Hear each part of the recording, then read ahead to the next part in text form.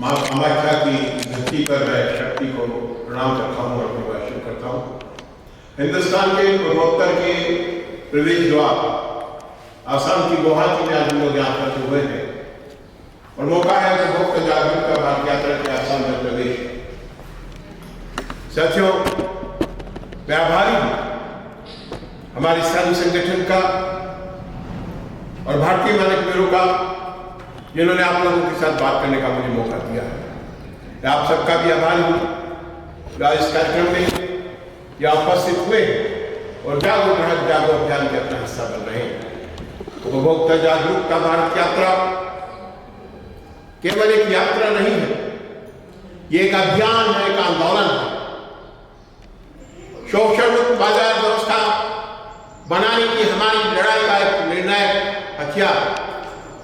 और मुझे खुशी है कि हिंदुस्तान के कोने कोने में जब हम जा रहे हैं तो जो सहयोग और समर्थन तमाम प्रदेशों में हमें मिल रहा है, वो इस बात की आशा को बलवती करता है कि उपभोक्ता संरक्षण के जिस लक्ष्य को लेकर हम इस यात्रा पर निकले हैं, निश्चित रूप से हम उसे हासिल कर पाएंगे।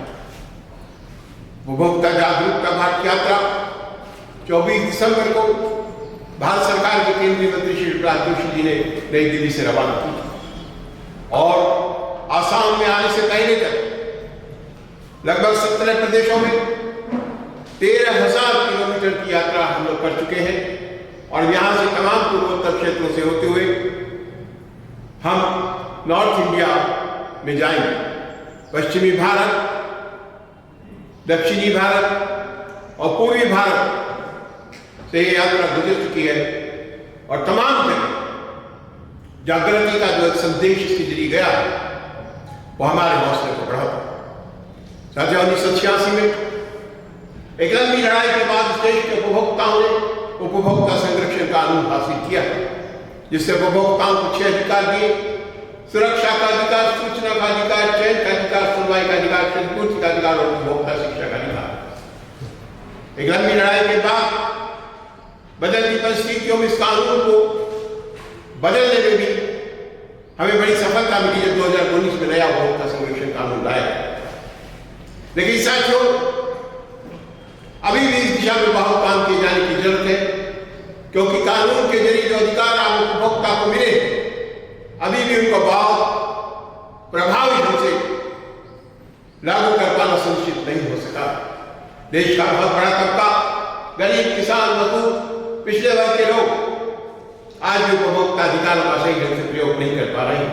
मिलावट, कम नापतोल, कालाबाजारी, भ्रामक विज्ञापन, तमाम नई टेक्नोलॉजी के साथ आई आर्टिफिशियल इंटेलिजेंस और डार्क पैटर्न जैसी चीजों के जरिए कदम कदम पर उपभोक्ता को शोषण का शिकार होना पड़ रहा है। साथियों, सरकार ने कानून बनाए हैं, जागो ग्राहक जागो से अभियान चल रहे हैं। भारत सरकार ने बहुत सारे दिशा निर्देश इसके लिए जारी किए हैं, राज्य सरकारों ने भी अपने स्तर पर काम किया है।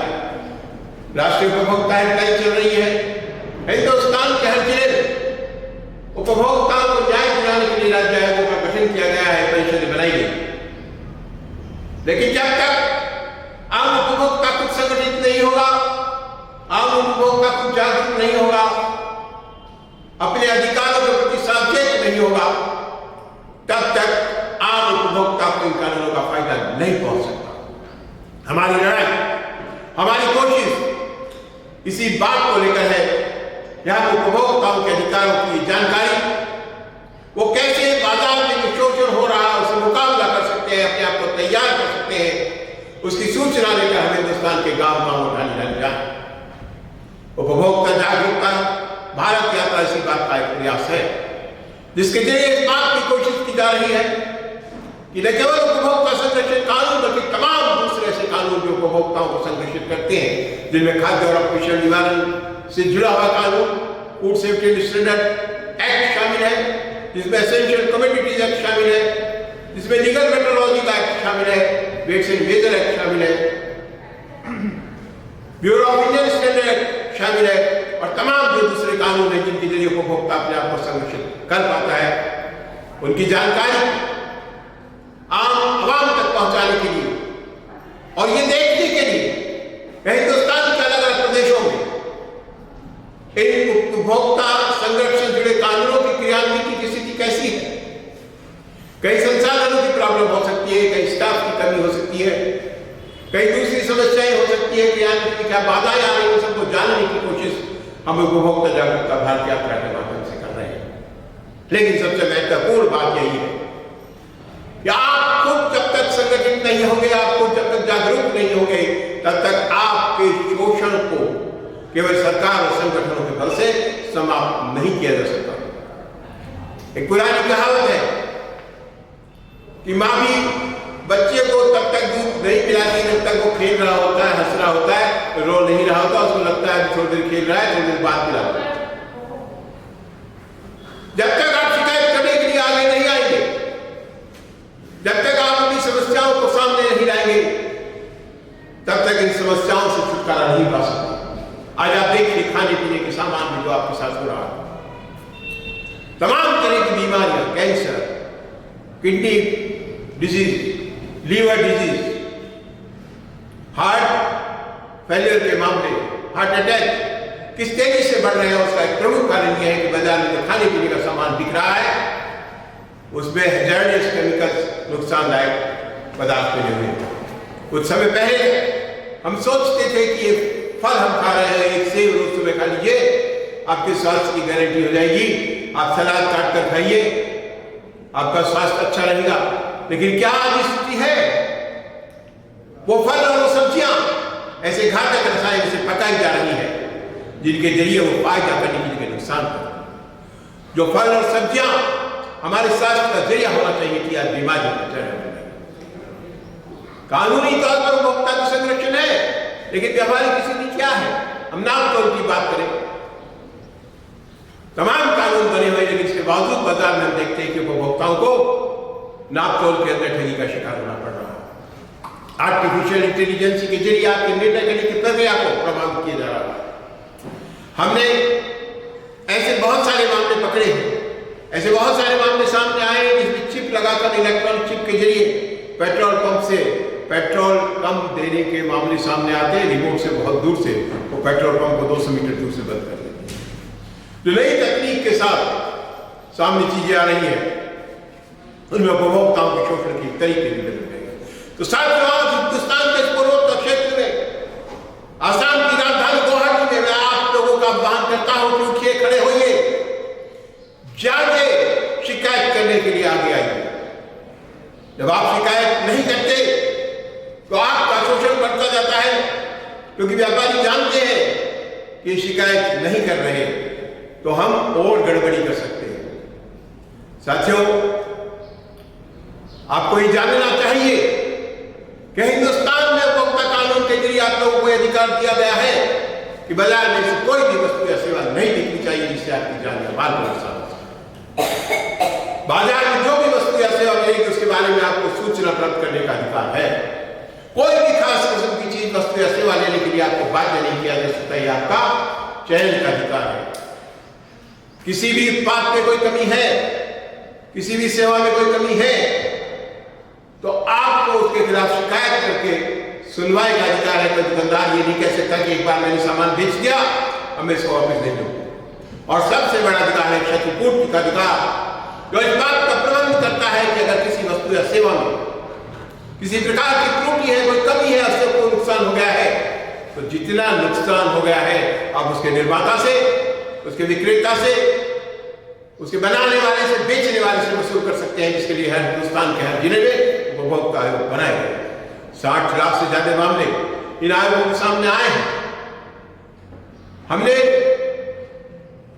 उत्पाद दायित्व की व्यवस्था कंज्यूमर प्रोटेक्शन एक्ट में की है, न केवल एक आदमी को होने वाला नुकसान, बल्कि उस मैन्युफैक्चरर ने जितना प्रोडक्ट बनाया है उससे जितना नुकसान पहुंचा है उस तक की वसूली इस आयोग के जरिए हो सकती है। लेकिन अभी भी हमें लगता है कि जिस हिसाब से शिकायतें आनी चाहिए थी, शिकायतें नहीं है। आपको समझना होगा, हिंदुस्तान में ही नहीं, किसी भी लोकतंत्र में जब आप पॉलिसी निर्माण के लिए जाते हैं, जब आप नीति निर्माण के लिए जाते हैं, तो लोकतंत्र में दबाव समूह की भूमिका महत्वपूर्ण होती है। आज जिन लोगों के साथ हमारी लड़ाई, जो हमारे शोषण करने वाले लोग हैं, वो संगठित है, बहुराष्ट्रीय कंपनियां, बड़े बड़े व्यापारी, उनके बड़े बड़े एसोसिएशन हैं और वो नीति को प्रभावित करने में सक्षम है। उनसे हम मुकाबला तभी कर पाएंगे जब हम उपभोक्ता संगठित हों, जागरूक होंगे। किसी भी शासन को या किसी भी व्यवस्था को उपभोक्ता केवल एक अर्थव्यवस्था को नहीं चलाता। आपके पैसे से अर्थव्यवस्था चलती, सब जानते हैं केंद्र में है। हमारी वजह से अर्थव्यवस्था चलती, लेकिन न केवल अर्थव्यवस्था बल्कि लोकतंत्र में राज व्यवस्था भी आपकी इच्छा से चलती है, क्योंकि आपका वोट सरकार को तय करता है। चुनाव के मौके पर हर 5 साल बाद इन चुने हुए नुमाइंदों को फिर आपके पास आना होता है और तब आपके पास मौका है ये देखने का कि जो वादे उन्होंने किए थे पूरे हुए या नहीं, आम उपभोक्ता के लिए क्या कदम उठा रहे हैं या नहीं उठा रहे। अगर हम अपने इन अधिकारों को समझेंगे, अपने वोट की ताकत को समझेंगे, तो हम निश्चित रूप से बाजार व्यवस्था में वो बदलाव ला सकते हैं और शोषण मुक्त बाजार व्यवस्था बनाने का जो सपना हमने देखा है उसे हम पूरा कर सकते हैं। साथियों, मैं पिछले 4 दशक से उपभोक्ताओं के हितों की आवाज उठा रहा हूं, तमाम मुद्दों पर संघर्ष कर रहा हूं। बहुत जगह हमने पॉलिसी निर्माण में सरकार की नीतियों के बदलाव में सफलता हासिल की है, प्रभावशाली कानून बनाए हैं, लेकिन आज भी उसका फायदा उन पैसे वाले अभिजात वर्ग के, शहरी वर्ग के, पढ़े लिखे वर्गों तक सीमित है जो इन कानूनों के बारे में जानते हैं, और हमारे दूर दराज क्षेत्र के लोग इस बारे में जागरूक नहीं है। जहां तक पूर्वोत्तर क्षेत्र की बात है, बहुत सारे इन प्रदेशों में जागरूकता की बहुत कमी है। इनमें से अधिकतर प्रदेशों में न तो महत्वपूर्ण और क्रियाशील स्वैच्छिक उपभोक्ता संगठन ही पनप पाए हैं, न ही लोग अपने अधिकारों के प्रति जागरूक हैं। स्थिति यह है कि जो आयोग बनाए गए हैं उनमें भी बहुत कम शिकायतें सामने आती हैं। तो इस स्थिति में आइए आज हम संकल्प लें कि अगर हमारे साथ कोई गड़बड़ी होती है, कोई शिकायत है, तो हम चुप नहीं रहेंगे। आपकी मदद करने के लिए सरकार है, संगठन है 1915, एक नंबर आप नोट कर लीजिए, राष्ट्रीय उपभोक्ता हेल्पलाइन का नंबर है, 17 भाषाओं में है, 7 दिन काम करता है। अगर आपकी किसी भी तरह की कोई शिकायत है तो आप इस नंबर पे शिकायत दर्ज करा सकते हैं।